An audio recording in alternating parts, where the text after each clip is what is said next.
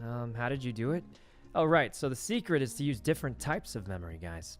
So I think the problem I had was I tried to remember 12 numbers all at once, which is pretty much impossible. Like, I can do it some of the time. Even with a lot of practice, I could only do it about 40% of the time, maybe 30, probably less with pressure. The difference was to remember it with different types of memory, sort of. So basically, the first 4 I remember by looking at it. The next 4 I read out every single digit, and the next 4 I read out 2 digits.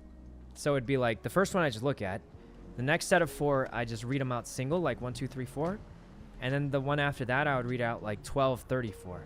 And the reason reading out the last 2 like that helps so much is because so it's pretty easy. Like, pretty much when I started reading out 8 digits, I could do it like 80% of the time. But that wasn't good enough, right? Because if I had failed a single time there, it would have been fine, but it would have looked less cool. So I wanted to try and make it even better. And the reason it made it easier to read 2 digits was because it sounds completely different. Like, if I say 1, 2 versus 12, it sounds very different. So it's super easy to remember audio that sounds completely different.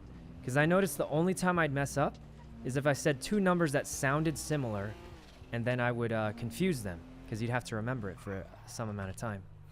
So the trick is to read 4 digits, that's easy to remember, and then read 2 digits. So instead of remembering 12 things, you remember 4 plus 4 plus 2 plus 2. I almost killed that guy. And that's the easiest way to do it, and I can do it like 99% of the time now.